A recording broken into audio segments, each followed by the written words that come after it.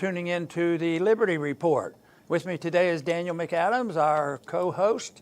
Daniel, good to see you today. How are you this morning, Dr. Paul? Doing fine, and we have a very, very special program today. We're going to talk about what we've been talking about for 6 months, but it's always something new and different, and we have to keep up with it. But there's some things to do that I think that are very important. But I think, aside a little bit from the coronavirus, we had something very interesting crop up yesterday, and that had to do with this little battle between Pelosi and Wolf Blitzer. Yeah, that was Find wild. that pretty interesting. Yeah, it was insane. That we watched the clip several times, and it was the most combative thing. It was also the most unusual thing that I've seen.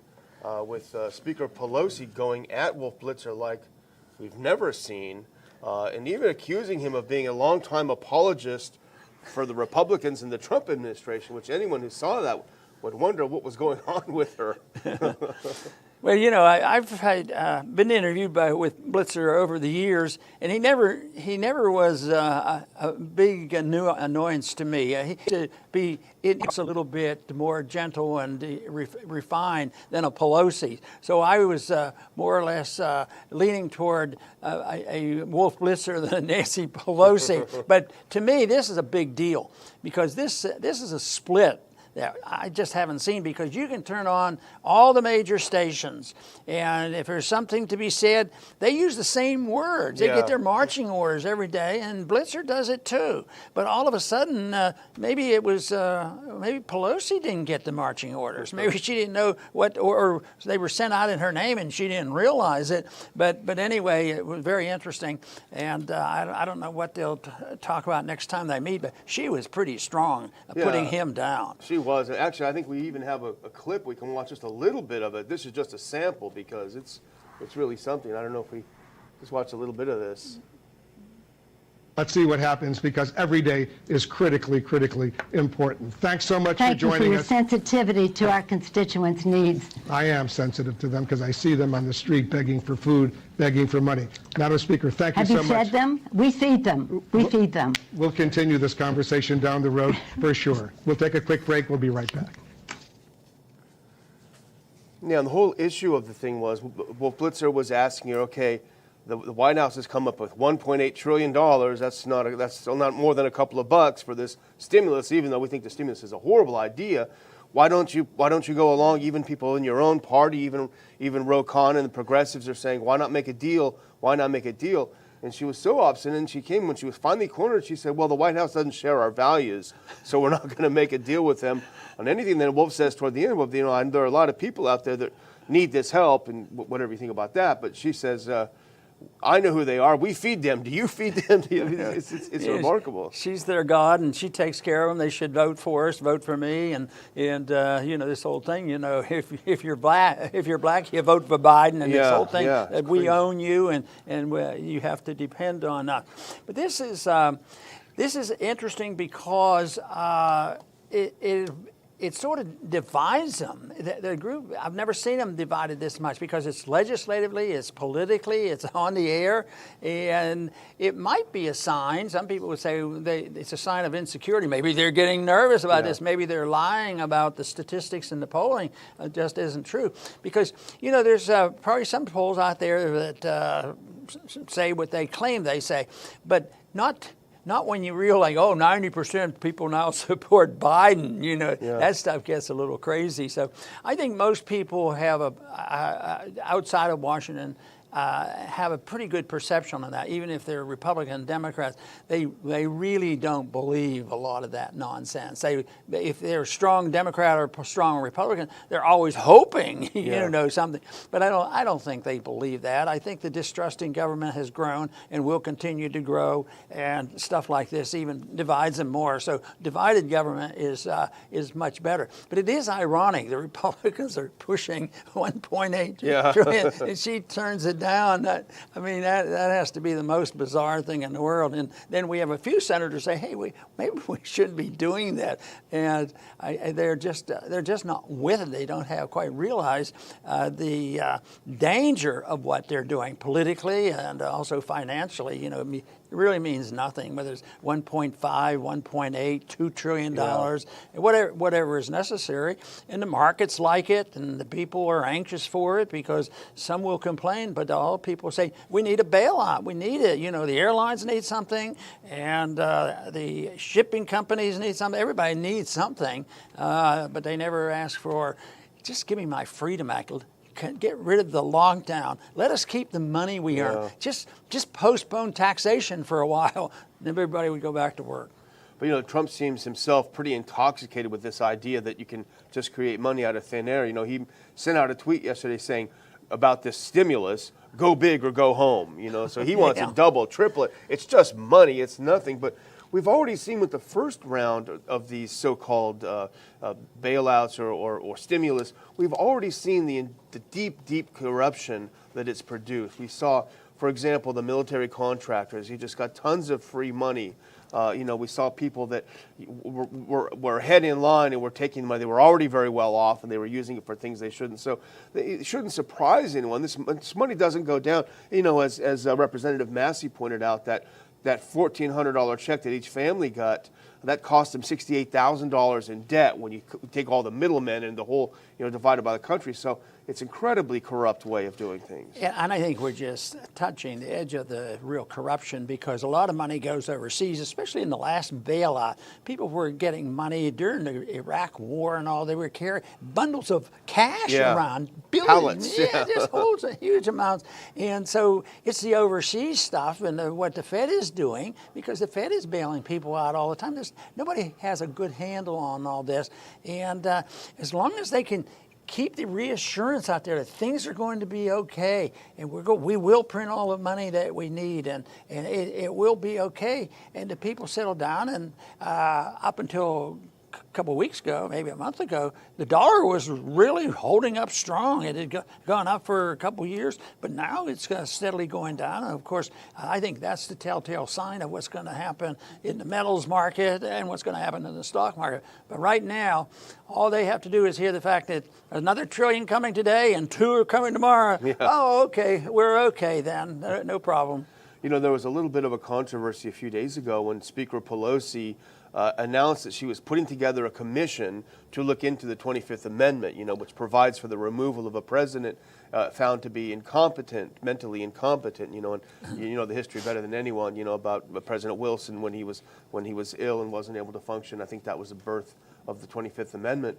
But, you know, it's kind of coming back to haunt her now. And actually our first picture here, this just came out on Zero Hedge's site. This Representative Doug Collins, I think he's from Colorado or Georgia, yeah. But Representative Doug Collins introduces resolution to remove Nancy Pelosi for lack of mental fitness, you know, sort of getting a taste of her own medicine. And I would say there's some partisanship in there. But when you look at her performance then, and actually just last week, she seemed to zone out. You wonder if there's something going on there. Some people even wonder maybe she's got a drinking problem or something, or she's taking some medication that's not you know, doing very well for her thinking process. But something is going on there. Well, he makes a neat point. Of course, it's not practical. I mean, we don't impeach people, but we get rid of them. And there's an election coming up. So if you want to impeach or get rid of a few people, why don't you have a surprise out in San Francisco? Yeah. And why don't the people out there that's putting up with the garbage and the violence in San Francisco say, enough is enough, Nancy, we don't trust you anymore. They have a way of impeaching her, but no, that's where we get our money, and that's where we get our food stamps, so they'll get the votes out. Yeah, that's true. Well, we're moving on to some coronavirus stuff if you think we're ready. And this is someone else who was on TV yesterday that we thought was really interesting, and that was Dr. Scott Atlas, who now thankfully the president appears to be listening to. And of course, he's not perfect by any stretch of the imagination, but he was on Laura Ingram's show yesterday, and he did a bang-up job. And the fact is, and we have a clip, it's a little bit lengthy of a clip, but I think it's really worth watching. Laura Ingram asked him about these so-called public health professionals, and she specifically named Fauci and Dr. Peter Hotez, who I believe actually, if I'm not mistaken, is the chief advisor for Abbott here in Texas. She asked him about these two individuals specifically, and here, if we can get that cue, that second tweet, Here's what Dr. Atlas had to say. Very strong words. I can say this. History will record the faces of the public health expertise as some of the most sinful, egregious, epic failures in the history of public policy. They have killed people with their lack of understanding and their lack of caring about not just the impact of cases of COVID-19, a virus that the overwhelming majority of people do well in, notwithstanding, of course, we're not underestimating 200,000 Americans who died. That's tragic. But these people have been a gross failure because they never cared to consider the impact of the policy itself. And the policy itself has been a complete epic failure. And honestly, some people say a crime against humanity. These people should be held accountable.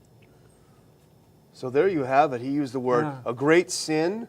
He said they were killing people, and some people even say it's a crime against humanity, these lockdowns and what they've caused. But what makes me feel a little bit better is there's a little bit of balance here. We've heard nothing but Fauci and Gates setting the standards, the ones that get all the interviews, and they still get the interviews, and it's still very unpopular to say anything about Fauci. Yeah. But it's a lot easier now when you have somebody as well informed as Dr. Atlas. Yeah. And so it's a real step forward to have him as a spokesman. But in time, you know, what wins out are people who are telling the truth. And in spite of the fact that that people are still objecting, the truth is some of the statistics that we've been reporting on for how many months now? Yeah, From the very beginning. We said there's something fishy about this whole thing, you know. So, and more people are starting to realize this. But, you know, people are intimidated and they're scared and they're still not willing to go to the trenches and take them on and fight, because there's always, you know, a reasonable cause to go slowly, because there might be somebody very sick in your family. Yeah, and, sure. and that means that if they're exposed to influenza or coronavirus, which is hard to define, Yeah. or just any of these things, just getting a cold for some people is very devastating. And you can understand why people aren't quite ready, you know, to go. But in the end, they will, because it's going to get so bad that that's going to be their only option. And as bad as Gates is, I don't think he's totally in charge of the Army. Yeah. And it's who's in charge of the Army that is going to make the difference. Yeah. Ultimately. And you know, here's a couple of statistics that, if we have that next picture, a couple of statistics that Dr. Atlas pointed out, and they're pretty alarming. This is from Twitter, Alex Rodriguez, who's very, very good on this. Working class and low income people have been destroyed. 46% of cancers have not been diagnosed. 50% of chemo appointments missed. 50% missed immunizations. 200,000 missed cases of abuse. 25% of young people considering suicide. What the doctor is arguing is that Fauci and his cohorts didn't even think about this aspect. And people say, oh, well, Atlas, he's not an immunologist. You know, he's a policy person, because when you're doing health policy, you need someone who understands the policy. You'd think with this information, on the one hand, I was saying people, you know, I understand why they're so frightened and they don't want to get entangled in that. But on the other hand, what he presents there, it shouldn't be that difficult on the side that you pick and the support, because the information, and I think the truth of all this, and of course it's never perfect, but right now the disinformation has been going on for so long, it's sort of, for many of us, it just confirms, well, this is nothing new. If they're willing to start a war, you know, to make some point. I've been doing some reading recently about the things that went on in Vietnam and how ruthless they were.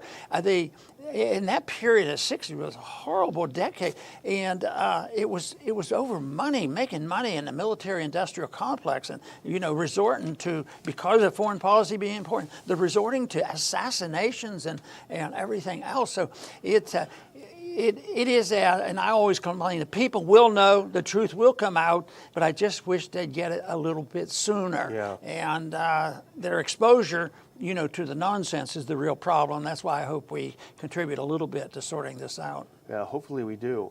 But, in the same vein, it's a lot of it's ignorance, but a lot of it is just an addiction to raw power, an addiction to the ability to push people around. And actually, there's something a little closer to home that demonstrates that. And if we have our next picture, here is the mayor of Houston. Now, he is arm in arm with Lena Hidalgo, the county judge of Harris County. The two of them want to keep the third largest city in the United States literally shut down. And here's a picture of Mayor Turner. Mayor Turner sets new goal for positivity rate by mid-November in Houston.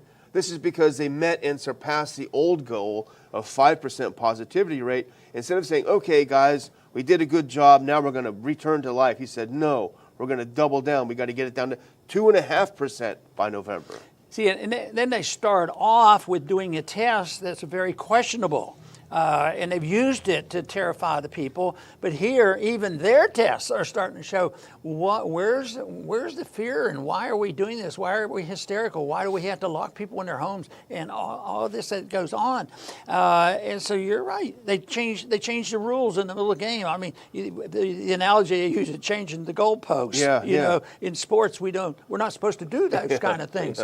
But even sports have become corrupted too. So it's a mess. But I think this is makes our point. So he wants to cut it in half from 5%, which is still real low, especially when the tests are unreliable and probably support our position more than theirs. So they just want to keep these. They don't want the people to have their freedoms back again. And I think your point on power, it is power that they're going to lose. The mayors and these county commissioners and judges, they've never had so much power. And of course, for years and years, the main concern from libertarians and conservatives have always been, watch out, the UN is coming. Watch out, the federal government is coming. The federal government is going to take our guns. But look at what the local officials do, because when you look at some of these, even the statements by our governors, a lot of them aren't mandates. They're not legislative. They're suggestions, but most people aren't willing to buy into it because they heard on their television that somebody in your family is going to get the virus and it's going to be devastating. So they've been in the driver's seat for so long. I think though that this information that we're talking about right now will help soften their position or help destroy their position that is used just to terrorize the people. And a couple of Sundays ago, we drove through Houston a little bit just to look around. Of course, it's anecdotal, but to me, so many places were closed and closed down. So many for lease signs, so many restaurants and things completely shut down. It's literally like they are trying to destroy their own city. And now maybe they're banking on maybe they're banking on Biden winning and thinking that Biden is going to throw a bunch of cash their way and just kind of spend their way out of it. I don't know, but at least the mayor has given us some very good advice on how we get down to 2.5%.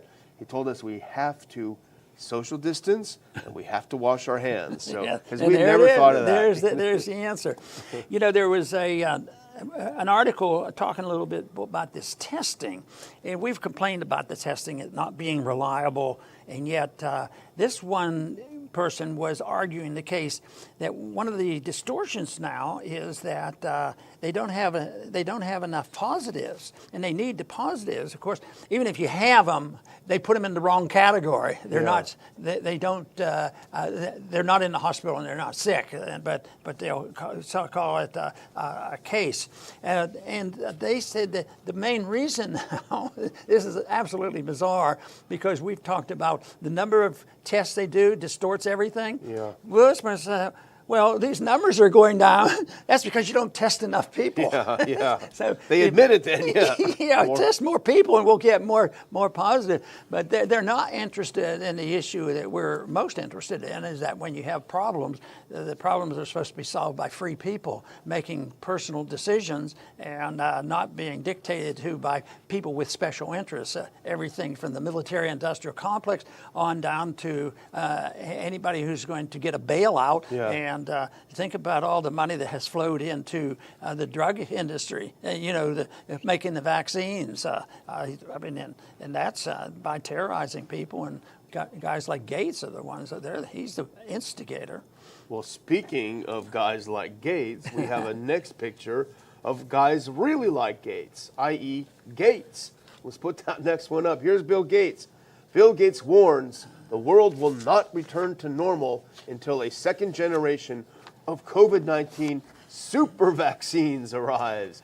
We're waiting for the super vaccines. Yeah, he's been around a long time, and where was he 10 or 15 years ago? Just making money? But he probably didn't have the help of government. I'm sure he was a real libertarian. But anyway, there's a little quote from that article I want to read, very short. See it, and he's talking about the virus. Is as if some kind of ultra important. Oh, he's criticizing the people like us.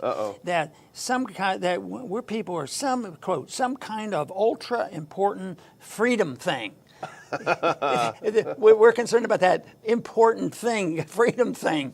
So you know what his respect is for, and you know when you think about his total philosophy. What if we just narrowed it down to life? The preciousness of life. He cares about the people in India. He's there and spends a lot of money over there, and he cares about that. But and even that, you know what it really means. But the people who emphasize it, we have a habit of doing that here. We frequently mention liberty and freedom and voluntarism and free choices and less government and reduced taxation. That's that freedom thing. That's a freedom thing that our capitalists. Then who does it?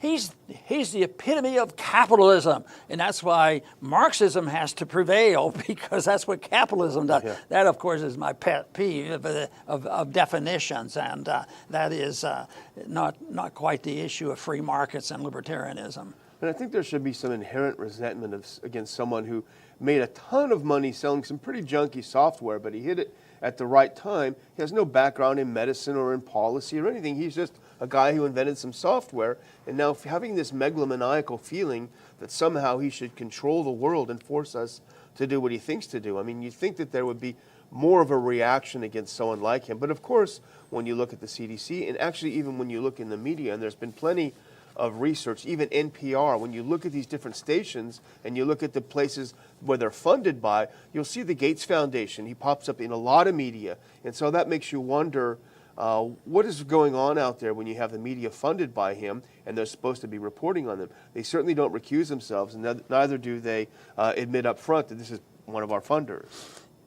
He was interviewed on Squawk Box, and he sort of had an opening statement of where he's coming from. And this is a quote. Two people who are most targeted are Dr. Fauci and myself in terms of, do we have some malign reason to think vaccines are important? And says Bill Gates. That's unfortunate, particularly if it undermines mask wearing. You can't do that because that's what has saved us, wearing a mask.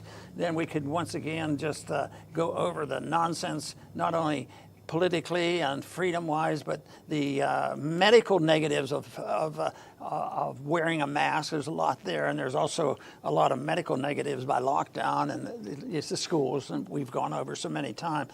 And yet the people are still saying, yeah, we have to do it because it's so serious. So Bill Gates is helping out, and he's donating the money. And we mentioned it yesterday. We should probably revisit it with a chart.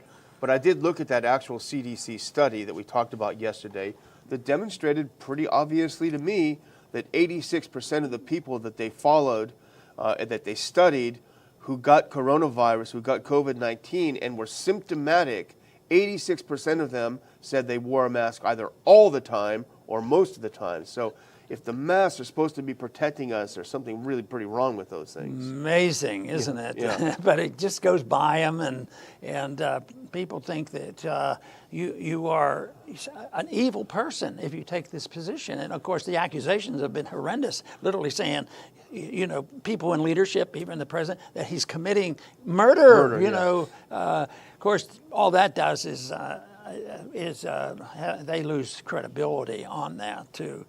So we did have another update, I think, a little bit about Michigan. I think there was another ruling on Friday. Yeah, I'll kind of close up with this, and maybe you'll want to comment. Okay. I do want to, before I do say that, we do have a link in the description. I failed to do that yesterday, but there is a link to make a donation, keep the show going, and we'll give you copy of Dr. Paul's wonderful new mini book as our way of saying thank you. But Michigan, this is good. It's holding because, you know, the Governor Whitmer there, she's the one who said you can't plant a garden, you can't do anything, you just stay at home and shut up. And finally, their Supreme Court in Michigan a couple of weeks ago ruled that she had overstepped her constitutional authority with the emergency declarations. And her first reaction was to throw a hissy fit and say, well, I'm going to do it anyway. But then she also went back to the court and requested an extension of her pandemic executive powers. And that court, the Michigan court, once again denied her that authority and that ability. So it's kind of an interesting showdown between Whitmer and the Supreme Court of Michigan. We'll see who prevails. You know, and these are a couple of words of what she was requesting. She wanted to allow for an orderly transition during which some people are returning to normal. You can just imagine how orderly it's been. Their whole goal is to make everything disorderly, you know, to justify what they do. But unfortunately, we're here, and I want to close with bringing up Pelosi again. Do you have another comment? No, I'm all done. But because I think Pelosi is indicating that things aren't going as smoothly as she had wished. And the people are stirring. They're unhappy with what's happening.